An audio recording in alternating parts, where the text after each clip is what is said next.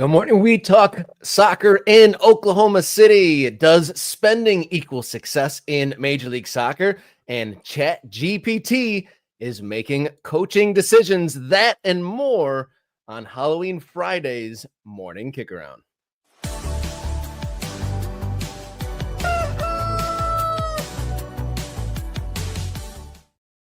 Good morning and welcome to the show. You got it locked into Morning Kickaround, covering the world game being played right here in the United States, dotting the map of the American soccer landscape. My name's Robert Kerr, local soccer guy. To my side, Jason Davis, radio soccer guy.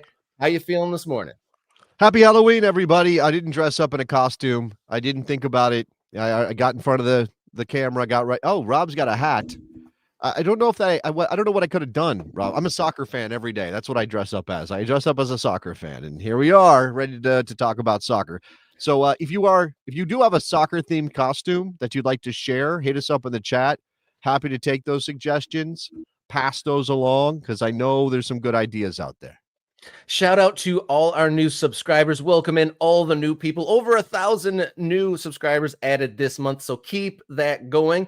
And good morning also to MK Ultras. If you want to support the show just a little bit, a couple dollars a month gets you bonus videos, early access to content, and access to the Morning Kickaround Discord server, where there is a whole bunch of threads with some great soccer conversations, American soccer conversations at that. We got a little bit of a different format this morning. We're kind of going in reverse order. So Fab Four at the end. So get those games in the chat for the end of the show. Big playoff weekend ahead, but we're going to start. We got a guest waiting in the wings. So we're going to get right into Get to Know Your District, Oklahoma City, right here on Morning Kickaround.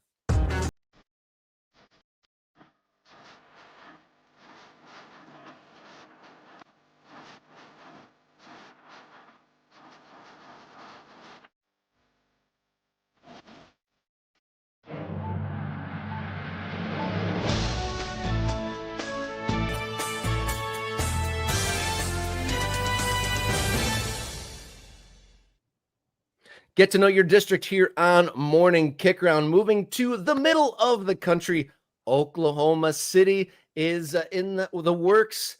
A brand new stadium is waiting in the wings, and a whole lot more to detail Oklahoma City's soccer scene.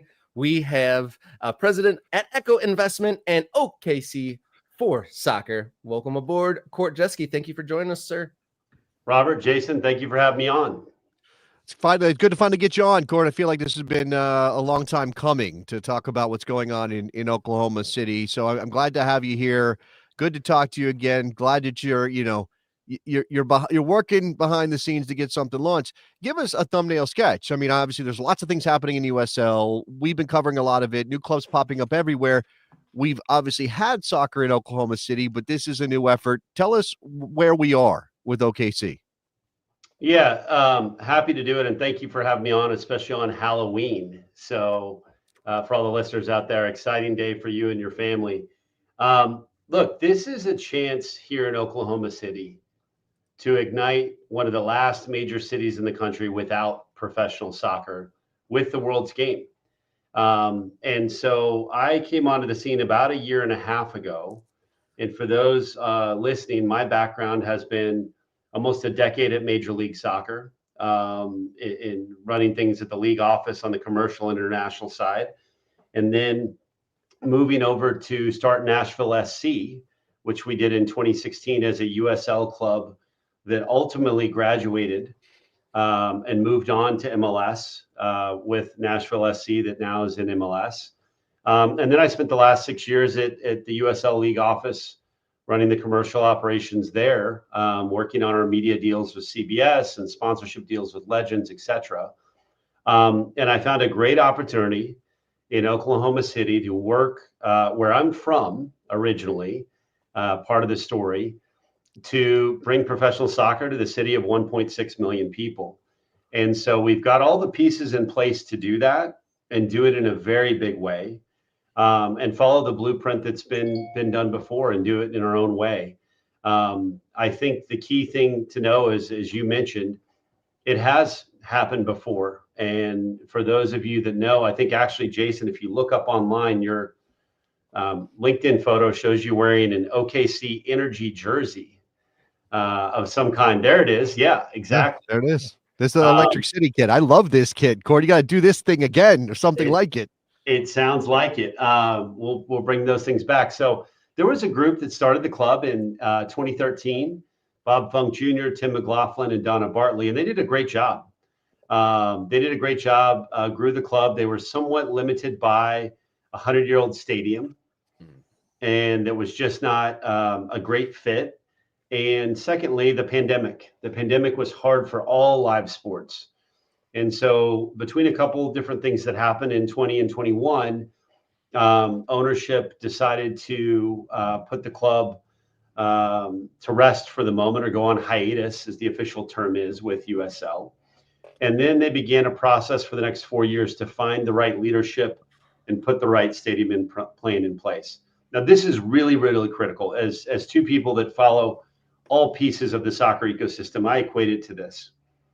You guys remember the team Chivas USA? Of course. Who could not remember the team Chivas USA? Well, you go from that club that was operating even as recently as 2014, announcing 2,000, 3,000, 4,000 fans at games and struggling mightily.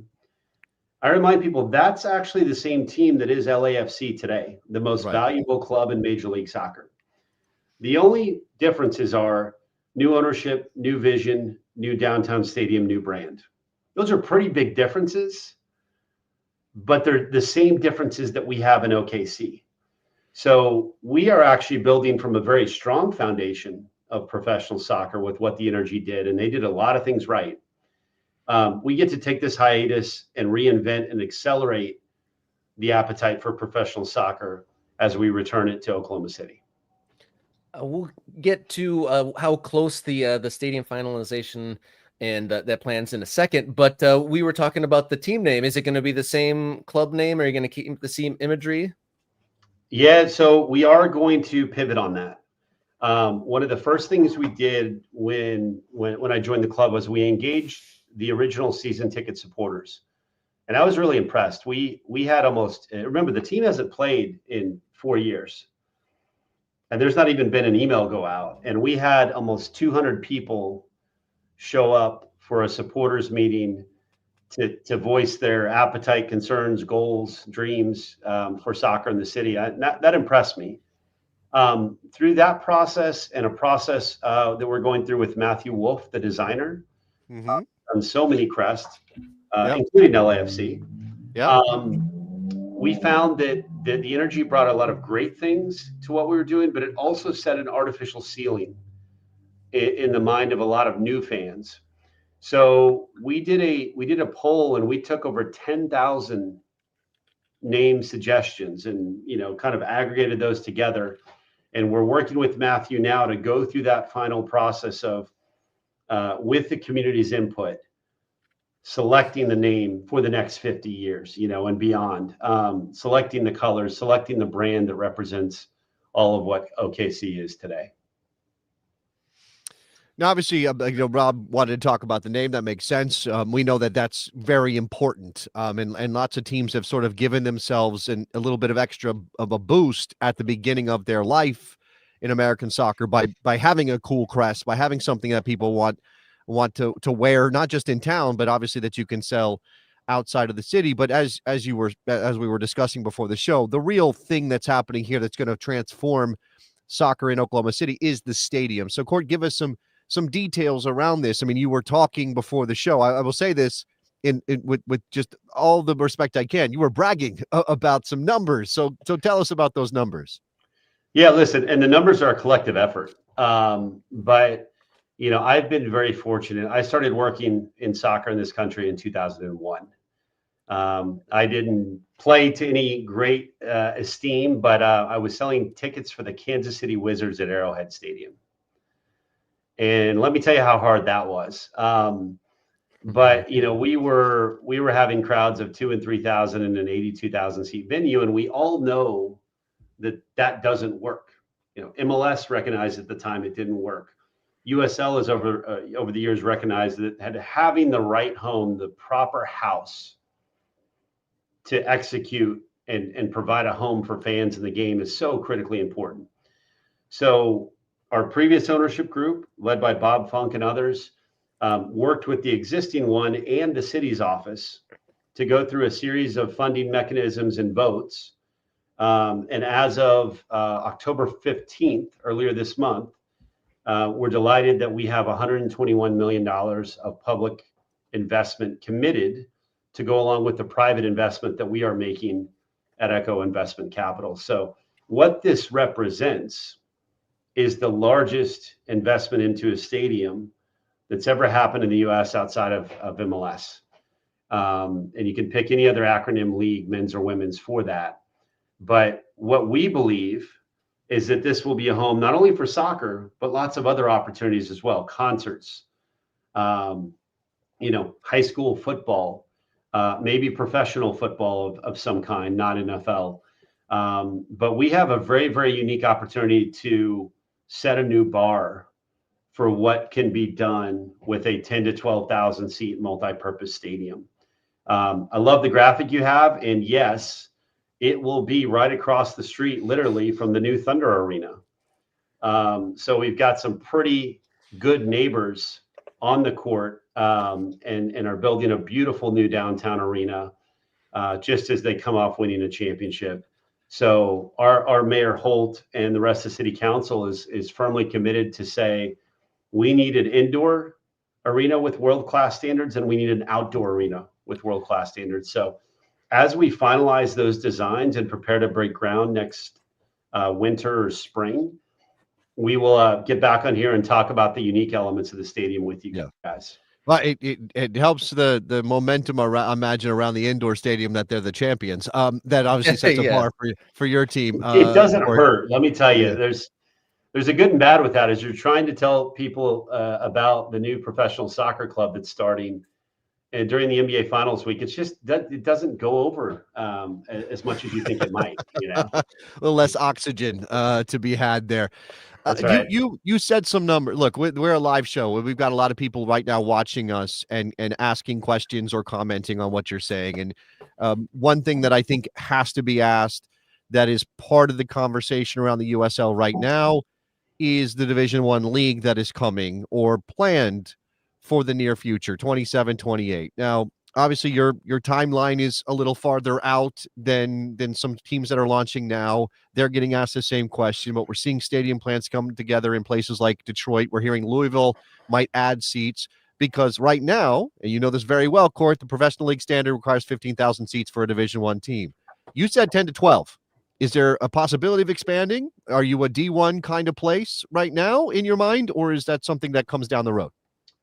Well, the first thing I would say is that we are committed to deliver professional soccer at the highest standard available to us.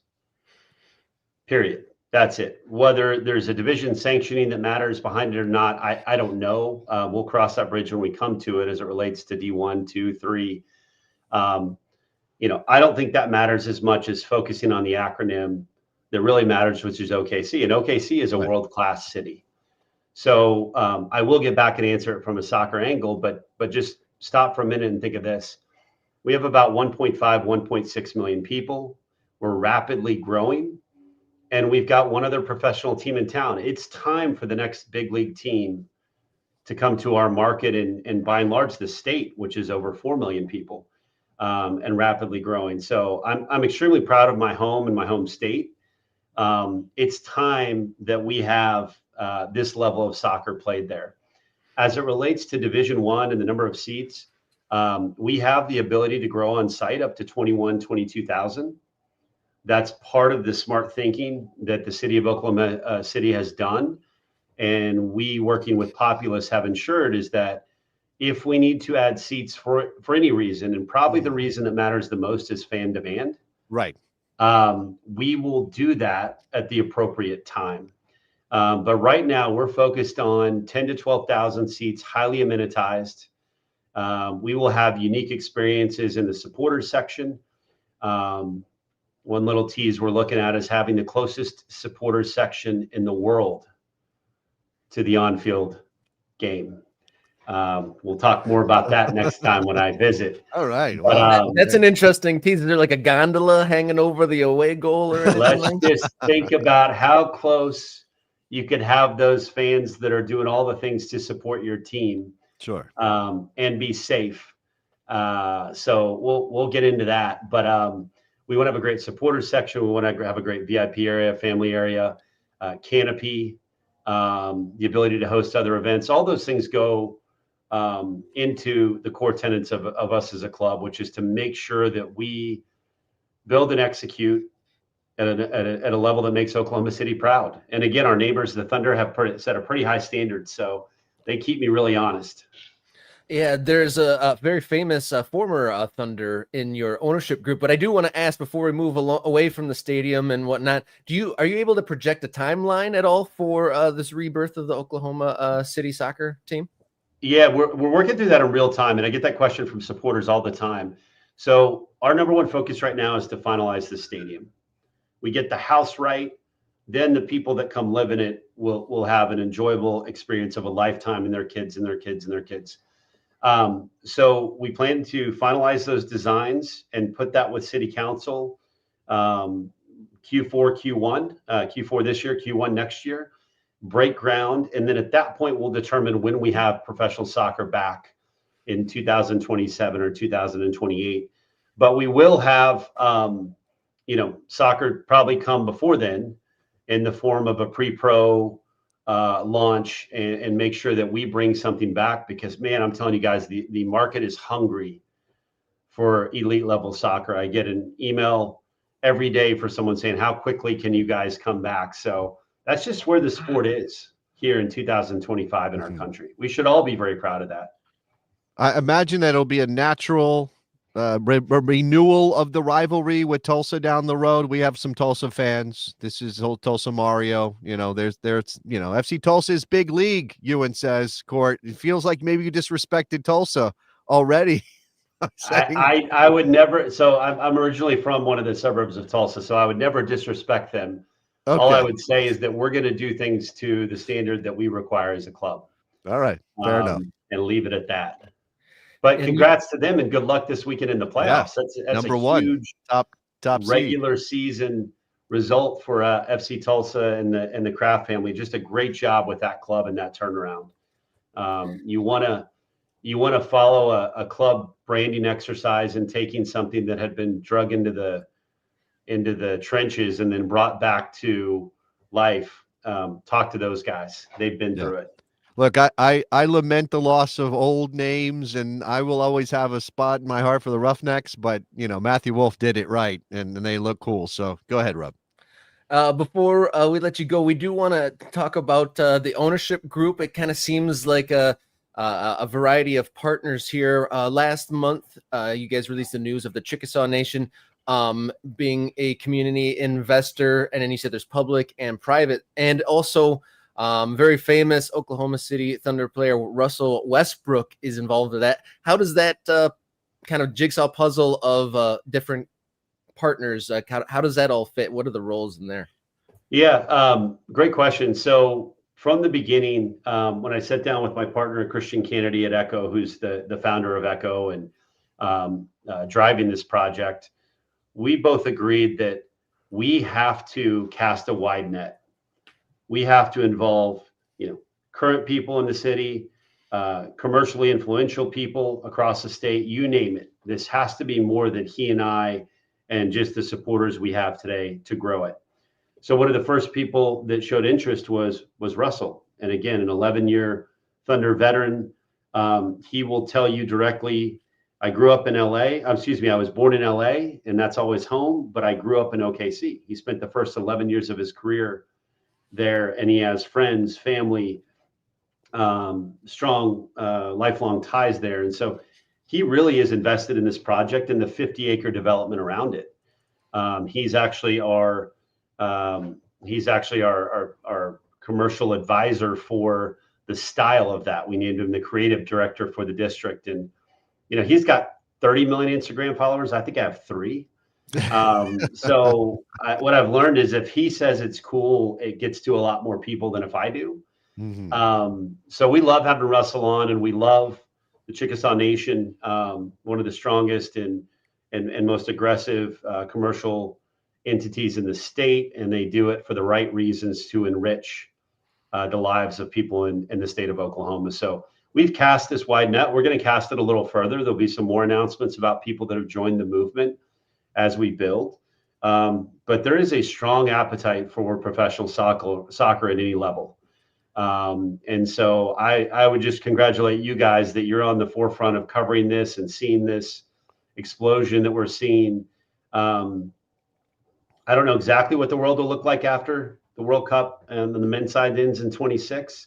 Yeah. But there's going to be a lot more people looking for community in soccer. Not looking for soccer, but they're going to be looking for community in soccer. And I think we all agree, and the premise of a lot of your show is we need to provide those places for people to play and cheer more so across the country. Where they live, right? Where they live. Yeah, Meet them where the fans are. That's right. Yep. Yeah, a community around a team is definitely more important than anything else. But can't wait to follow the journey. It sounds like there's a lot of exciting things in the works in Oklahoma City, and looking forward to another soccer team to dot the map with here in the United States. So, Court, thank you so much for joining us here on Morning Kickaround. We can't wait to hear what's up next for soccer in your city. Thanks so much for having me on. Love the show, guys. I appreciate it, Court. Thank you. Much appreciated. Thank you guys for tuning in to the show. Thank you for the comments. Some great feedback here in the comments as always. We're going to kick the show on with a little bit of Culture Wars. AI picking your favorite teams starting lineups? I don't know. Something like that. Welcome back. Culture Wars here on Morning Kickaround.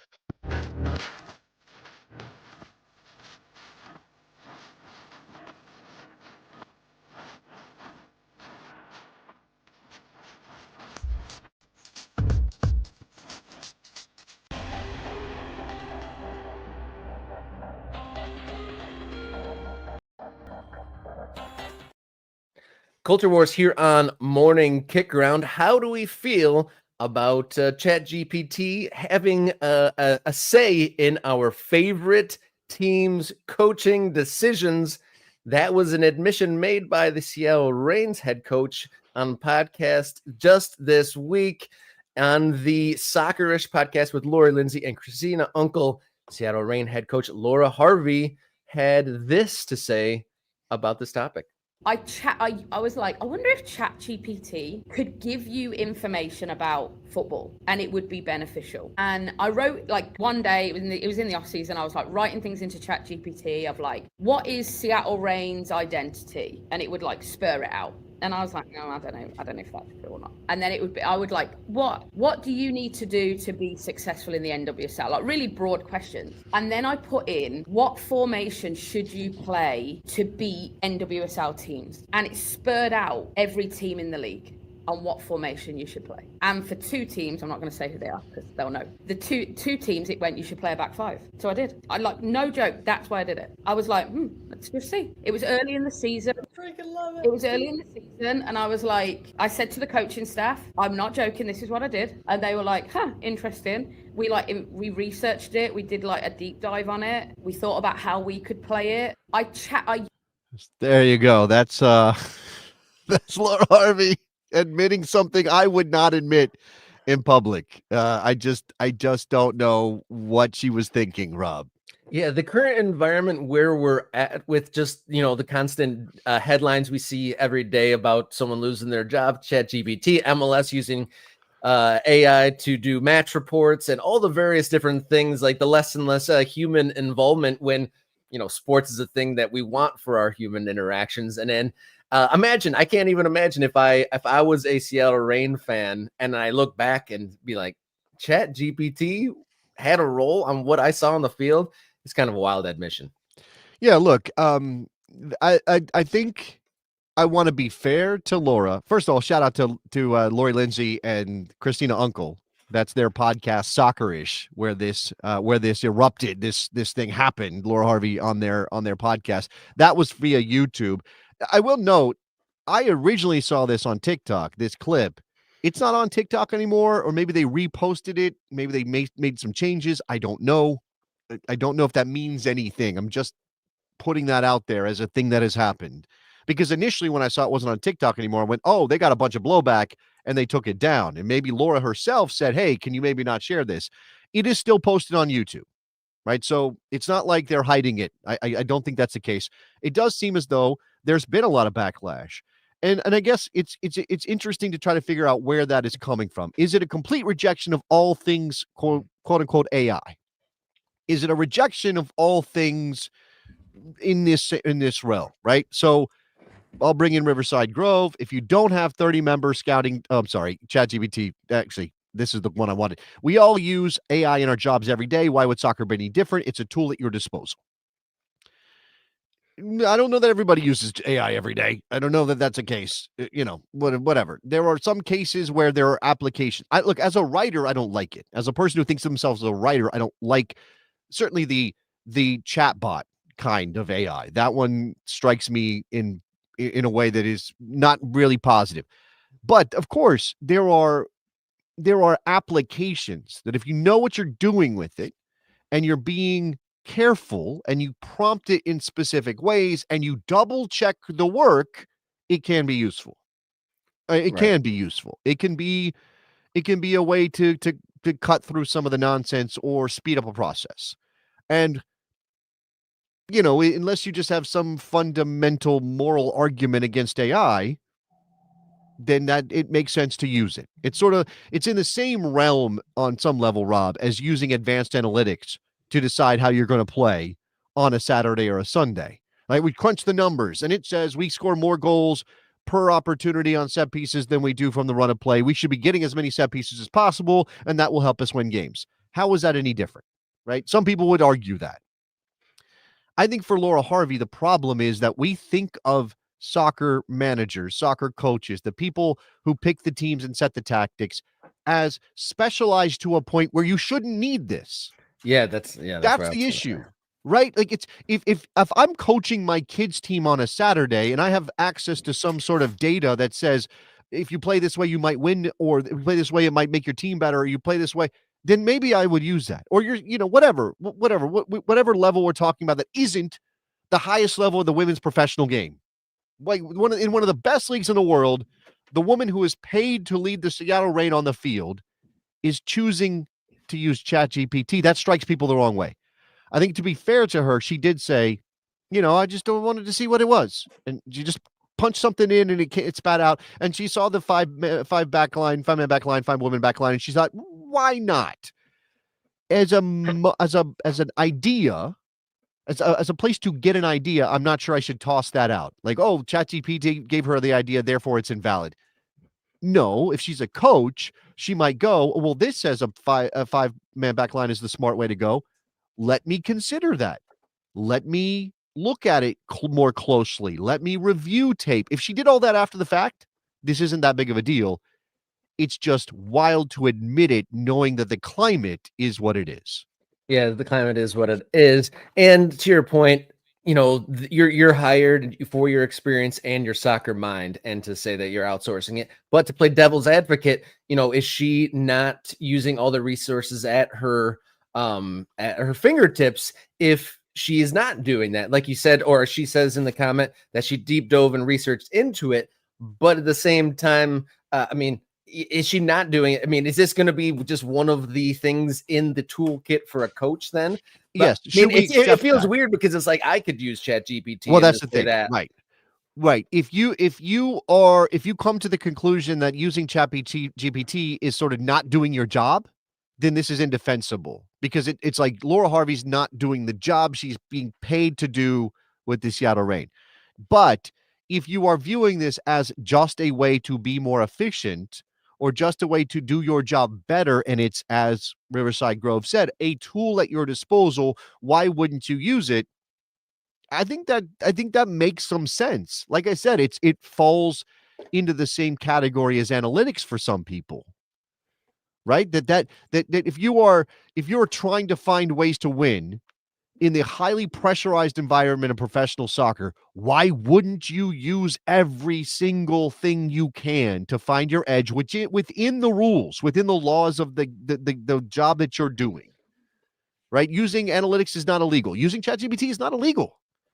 There's nothing illegal about what Laura Harvey did. It's just a moral judgment of her doing that when, again, our brains immediately go to, this is cheating, or this is being lazy, or in some people's, it was mentioned in the chat, some of this is about the impact AI is having on the environment via the amount of power it takes and the data centers and all that stuff. I live in the heart of data center country, and let me tell you, my power bill is going up because there are all these data centers out to the west eating all the energy, eating all the electricity.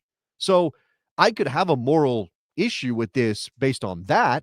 Yeah. But we are also in this moment when the wave is pushing everybody forward towards more and more adaptation and normalization of these tools. And maybe you'd be silly not to use it. At the same time, though, I would say that you have to be really careful. And my issue is, why would you believe ChatGPT knows what it's talking about necessarily? How could you be sure of that? You are taking it as an article of faith that ChatGPT has good information about the league you are paid to know inside and out. Yeah, that's a good point here. And George kind of hit a good note here. He said he doubts NWSL clubs are paying for data companies for deep analysis unless they're contracted with Jamestown. And Jamestown's a whole nother thing that I'd like to talk about in a different video, maybe next week. Related to that data and the success that contracted teams have had with them. But at the same time, it's like, is the data strong enough in the NWSL for ChatGPT to be able to gather enough to be able to spit that out accurately? I mean, she did qualify it and say that her own team did a look to see if that made sense. She said we did a deep dive. She said we did a deep dive. So maybe she, just like everybody else on the planet who's curious about what this technology can do for her, she put in a prompt, it spat out a thing. She went, oh, that's interesting. Well, let me check on that. And if you are doing the checking on that, then she's doing her job. So we have to be careful about just sort of castigating her for that acknowledgement that she's like everybody else. Right? That's kind of what I'm saying here. Again, I would be very careful. I think it's wild to admit it. I think you have to be very careful about how you frame these things. But take for exist, if Laura Harvey went on this podcast, or any coach went on a podcast or did a media interview and said, we used internal tools via AI to analyze the best approach to play against the teams we have on our schedule, then I asked our AI what to do, and it said to do this, and then I checked it, and then we used it, and then we won the game. Would anybody bat an eye at that? If it was an internal data source, internal mechanism, if you were at Jamestown or whoever, something along those lines, if you were using an AI built for you as a club, we would just say, oh, what a smart club. They're using the tools available. And Andrew says people are not casting it. You're maybe not, Andrew. Lots of people are actually tearing down Laura Harvey right now. As we speak, it is happening. I mean, there's a New York Times article talking about this. I mean, it has definitely ruffled a couple feathers out there. Like, I think it's like to do with the environment. There's so many stories about people losing their jobs and various different things being absorbed by this power. So I think it's more the environment than that. And maybe we should even tip the hat to Laura Harvey for being transparent, that she didn't just use jargon, that we're using an internal tool. That's probably a fair statement, right? That Laura Harvey acknowledged something that probably other coaches have done. She was the one who admitted that she did that. Again, I just think in general, it's probably not a good idea to undermine your position by suggesting you needed to use a tool like this to do your job, even if in the current environment, it makes sense to use all the tools at their disposal. Indeed. As we go through the show, we, of course, would love any subscribers to join. We've had over 1,000 new subscribers in the month. So thank you to all the new folks for joining in. And then thank you, new MK Ultra Soccer Zombie St. Louis. And cheers. Love your content too. So great to see another creator, joining in. Thank you so much for becoming a member. MK Ultras, that's $3.99 a month. You get early access to videos, bonus content, priority commenting on these videos, and also access to the Morning Kickaround Discord server where there's threads from ProRel, Dotting the Map, USL, MLS, ProRel, national teams, and more on there. So thank you, Soccer Zombie, for joining in. And I think we're going in reverse order today. We started off with Court Jesky talking about Oklahoma City and the new soccer projects there. We talked a little bit of AI in the soccer coaching room, but now we're going to go back from the start. We're going to kick long balls here on Morning Kickaround.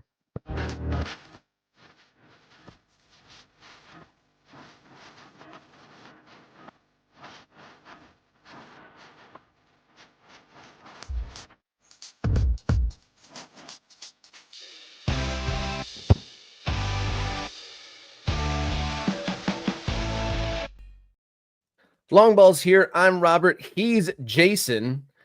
Does spending impact success in Major League Soccer? The 2025 Players Association salary guide was released, and generally it seems to, but they are big outliers on that spending success ratio at both the top and the bottom of this list.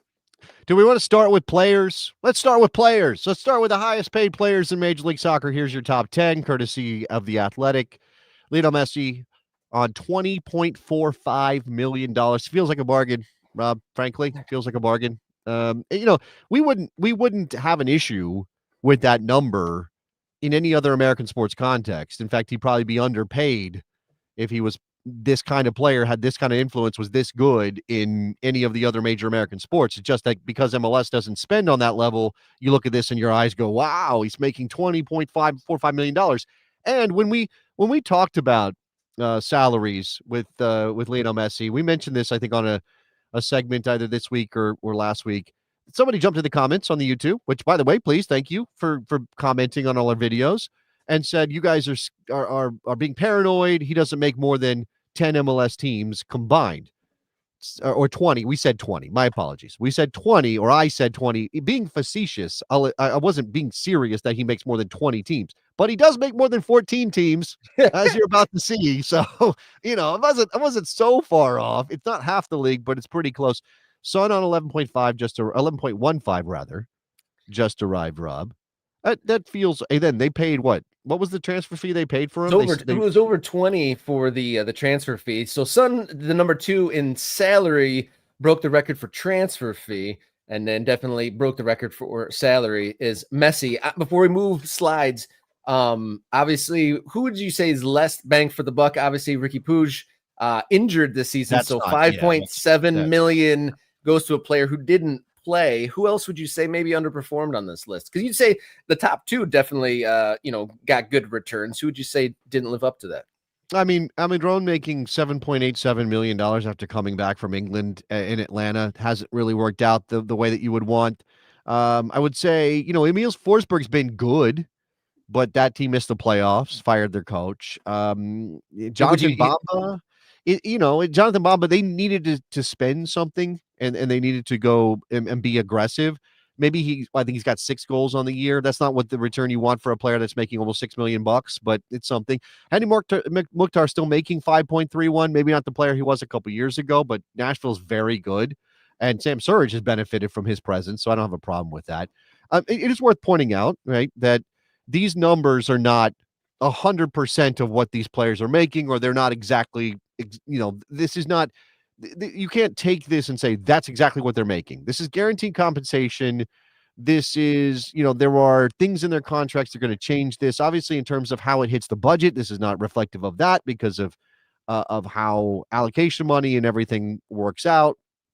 Obviously, Lionel Messi is making way more than $24.45 million to play soccer in America. It's just this is what's on the books as being paid as his salary by Inter Miami. That's it.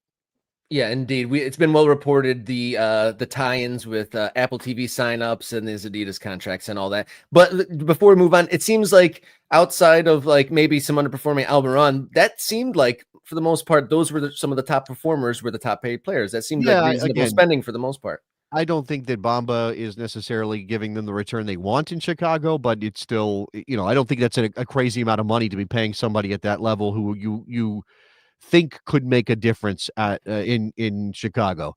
Here are the team numbers, and again, take them with a grain of salt, but they are a guide. They give us a basic structure. Inter Miami, because Lionel Messi is making $20.45 million, is at almost $50 million of payroll. Then you get a drop down to LAFC with Sun included at $30 million. Atlanta United, Almiron's on that payroll. They're third. And then down the list, we framed this, as you said, the question was, does spending equal success? Inter Miami, yes. LAFC, yes. Atlanta, not so much, No. right? That's the first outlier here in terms of spending a bunch of money and not making the playoffs and not getting the return you want. Yeah, it's funny that the third highest and the third lowest are the real outstanding outliers on this pay to success ratio. If you go down that list, all the other teams on that list outside of the LA Galaxy and the Red Bulls that are in that top list are playoff teams. So it does seem, generally speaking, that the more successful teams did spend more, but the third highest did not have a good season. Well reported, Atlanta didn't do very well at all. But you look down to the right-hand side, those very much smaller blue bars, the big outlier on that end is the team who ended up becoming the Supporters Shield winner, Philadelphia Union, the third lowest payroll in Major League Soccer, had the best regular season record. How about that? Yeah. I mean, look, if you're smart with it and you develop your own talent in-house that doesn't cost a lot of money, then you can do what the Philadelphia Union are doing, which is win a Supporters Shield despite the third lowest payroll in Major League Soccer, at least on paper, right? On this list. Someone might have a steel factory job we don't know about. You go a little bit higher up that list. Minnesota United is down there on 14.5, and they were the 4 seed in the Western Conference this season. So that's good, really good return for them. Real Salt Lake getting bounced in the playing game, but quote unquote made the postseason. You see Austin there. They're in that series against LAFC. Orlando made the playoffs, got bounced by Chicago. St. Louis City, no. Obviously, San Jose, no. The Whitecaps, kind of in the middle there, just a little bit behind the Sounders. Actually, seeing the Sounders halfway down the list, I don't know if it's a shock or a surprise, but I do think of them as a big club, and yet they aren't spending with the big boys in Major League Soccer. But I think this list does illustrate the point. And George said it in the chat about this gives more validation in removing spending rules. And I just wrote this on my newsletter because it was part of a group of things that happened last week. One of them being Lionel Messi's comments to NBA News about MLS removing some spending restrictions. I'm not going to sit here and advocate for freewheeling spending. Nobody has any restrictions at all. But if you do want to maintain some parity, or at least have this idea of parity, which we've talked about on the show, may only be an excuse to limit salaries, you can do that without doing this weird, everybody's got a designation. And I would rather I think it would make for better soccer if a team could have 10 $2 million players rather than have a guy eating up a third to a half of your total salary budget. Now, some teams may still want to pay Lionel Messi $20 million or Son $11 million, and they should be allowed to under certain conditions. But there shouldn't be this, well, if I spend 11 million on him, I can only do that on a couple of players. And then my average has got to come all the way down to $500,000 or whatever it is in order to make up the rest of my roster. And that is the issue for me. Yeah, raising the floor. I mean, you don't want those handful of good players if they get injured. What's the level of your team there if those strong players are there? You want some depth of quality, not just those like two. A little bit of balance, not just the juggernaut superstars on the list. But we're getting some suggestions in the chat. Thomas saying $15 million floor, $16 million cap. I mean, that would definitely raise the highest. I mean, Miami, isn't even near 60, and they have, the most expensive player that's been in the league. Let's celebrate Mike's all right, who's a brand new member on the show of the show. Thank you very much, a member on the channel. You became an ultra. We appreciate you. Stay tuned for that Discord link, which I'll repost on the channel very, very shortly for a couple of people. What else? Yeah, as we're going subscribe and become a member, but moving along, we're gonna dip into that Discord, the MK Ultra Discord. One of our ultras participates in MLS focus groups, and he shared some notes that maybe hints towards some of the future notes for MLS. Can I just say, this is going to be a very weird conversation with us right now in the moment. Okay. We are anonymizing this person from our Discord. It is up to them whether they want to identify themselves, because we didn't have, before we went to air, we didn't have permission to share this. But we wanted to talk off this point. So if that person chooses to identify themselves, Rob, that is 100% on them. Okay. Is that a fair way to put this out there? Yeah. Sure. Okay. Yeah, he shouldn't get in too much trouble. I mean, who knows how many people are in these focus groups, but hopefully don't get him in trouble. Well, I don't know, right? Again, that person may be watching us right now and may have some opinion about what we're doing here. So if there's any issue, he can let us know. He or she can let us know. I already botched it. All right. So this is what it said. This is the comment that this person left in our Discord. So I took an MLS survey, joined their focus groups a few years ago. Based on the questions, the calendar change is gonna happen from late summer to spring. Not sure what year they want to implement. Also, all teams may play the other 29 during the season. Now, let's just take this in parts. The calendar change is going to happen. This is obviously this person's perception based on the questions, but I think we have a lot of evidence that it's coming soon. You know, Don Garber has been dropping breadcrumbs of pretty significant size about this. I think we know. And obviously late summer, August or something like the Premier League does to the spring, like the Premier League does, is the calendar that's probably going to happen. I think there were some further details maybe about when breaks and things might happen based on the questions, but that's neither here nor there for the moment, because what I'm stuck on is that last sentence. All teams, now May is doing a lot of work there. May is doing some work. And again, I'm not criticizing this person because again, he or she is trying to divine things from survey questions. All teams may play the other 29 during the season. Could we get a balanced schedule in Major League Soccer? What are we talking about here? I was going to say, have we ever had a completely fair and balanced schedule? I guess it wouldn't be balanced. It's impossible to do balanced because you're talking about 58 games. So what you're doing is playing everybody at least once and then doubling up potentially in divisions, as Andrew is suggesting might be the case here. So you will see everybody, but you may not play everybody in both home and away matches. 29 games plus 5 divisional games, suggests Andrew. And that would be interesting. I mean, I guess you could really pick it apart. It's not, truly balanced if, like, say you play one of the toughest home teams away and different teams travel better, and some people's home atmospheres are tougher than the others. But what about weather? What about weather as a factor in that too? Like, you're playing a team in a difficult weather environment when another team isn't playing that same kind of game. Like that, we have to at least have the semblance of fair and balanced. Not to steal somebody's slogan, but we have to have a semblance of that if we're going to get to a place of, let's consider an idea of maybe a single table champion. I don't think that's happening, but let's just imagine a world where that might be considered a single table champion, or again, establishing a playoff format that feels like clubs are kind of fairly being allowed to qualify. And then again, I don't think anybody who is clear-eyed thinks MLS is going to go in for this willingly anytime soon. But if you're going to get to Pro Rel, you kind of have to have a balanced schedule, at least something that feels fair. And this whole calendar change seems to be, more and more possible future reality.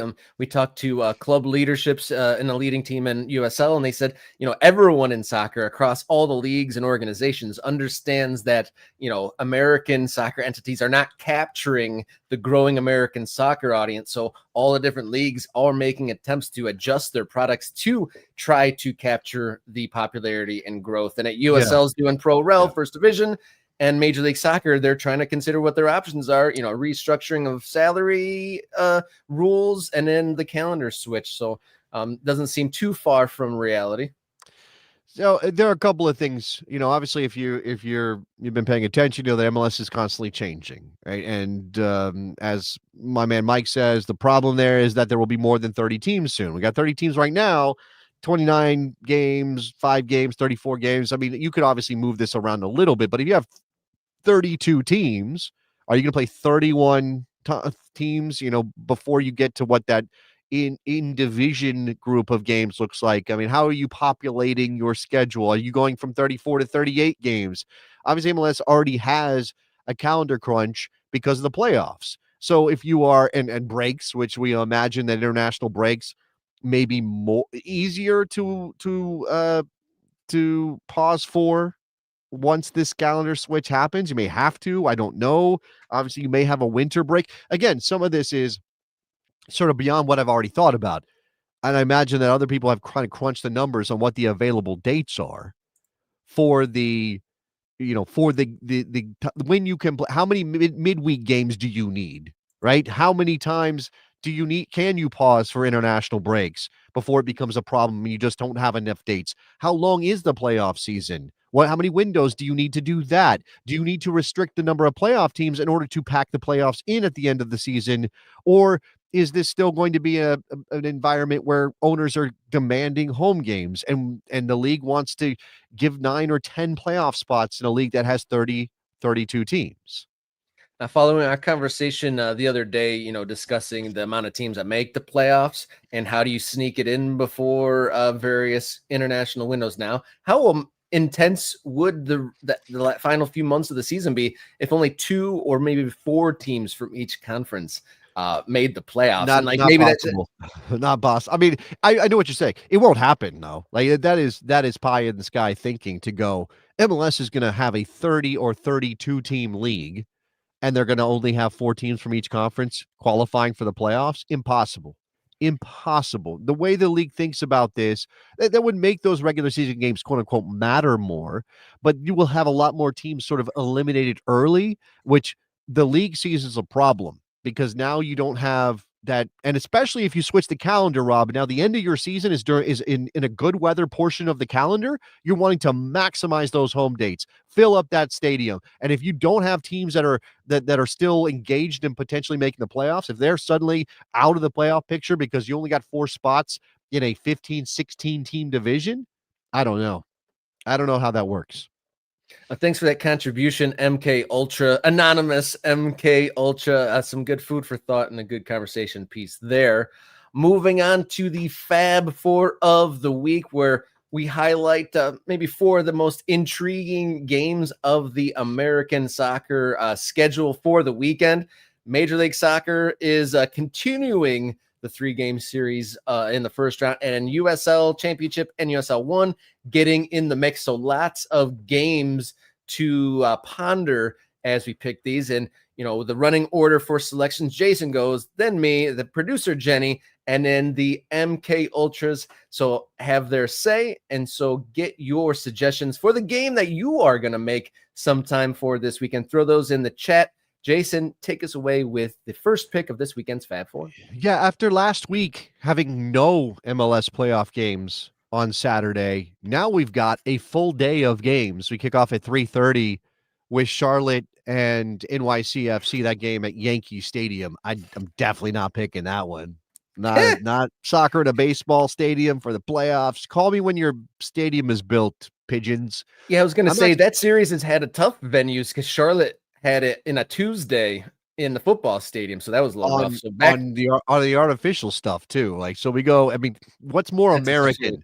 What's more American soccer? It's MLS, not 1.0. It's 1.5. I don't know. What's more MLS playoffs, American soccer, than one game in a football stadium with artificial surface, and then on a Tuesday, I guess you could throw that in, and then another game, the next game in a baseball stadium in New York. So I don't know. Pick your poison there.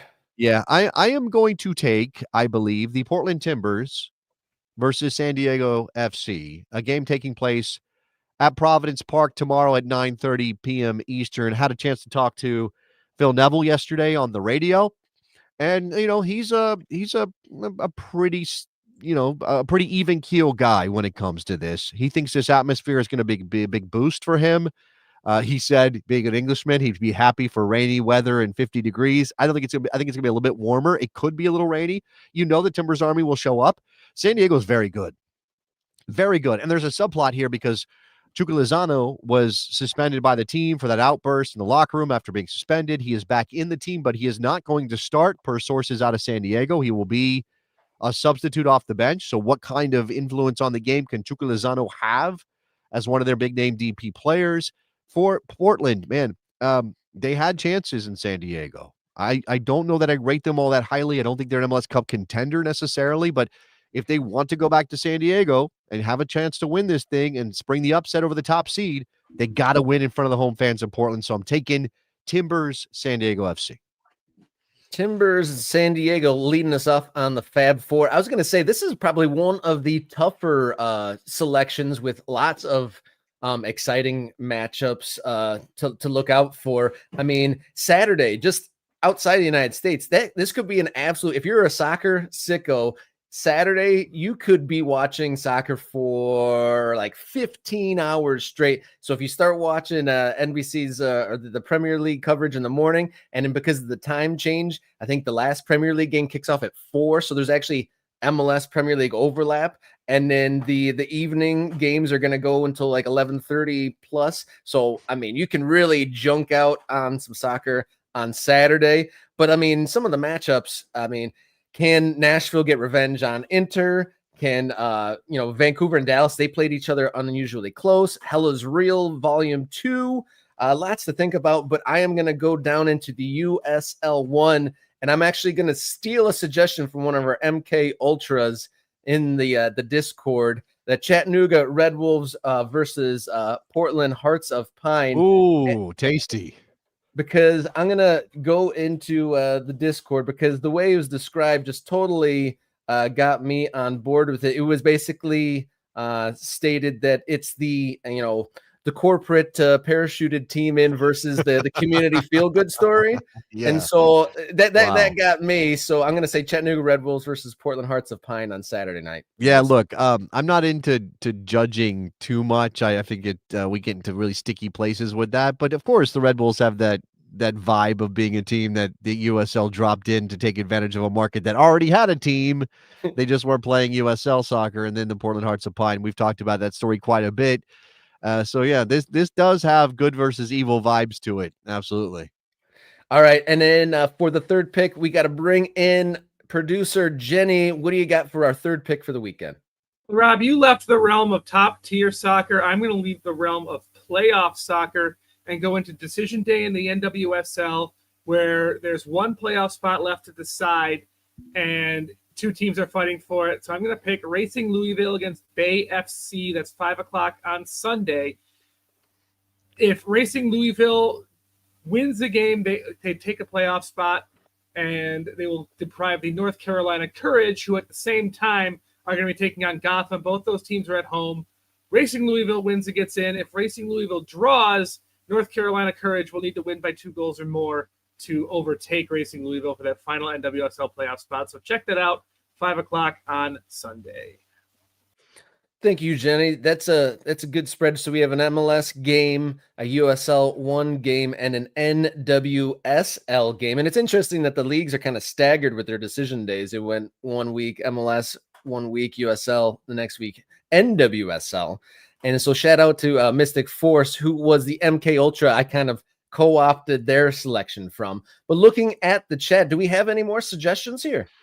Yeah, I'm looking at this. Let's see. Soccer Night in Detroit has Pittsburgh Hartford as a shout out. There you go. Pittsburgh Hartford playoff pick in the USL Championship. Your man Luke Zagorski, Hall of Famer Duncan Nabby, fights out for retirement. One more game at home in Columbus against Cincinnati. And I will point out, this is something that our man Mike Thomas said as well.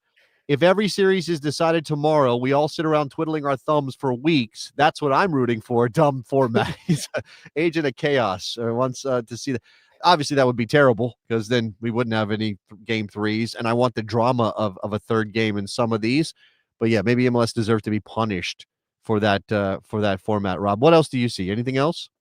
Also, a shout out. I don't see it suggested here, but Detroit, the last seed in the Eastern USL Championship, taking on the juggernaut that is Louisville. So that's a game that could be thrown in the mix there for your attention this weekend. But I also see a New Mexico versus San Antonio. That's a good shout. Yeah, that's a good one too. I'm obviously wearing my New Mexico United kit from Wolf Night. This is about as close as I got. Sorry, our guy. I can't do it because of the backwardsness. This guy is about as close as I got to a costume today. What's his name again? Do you remember, Rob?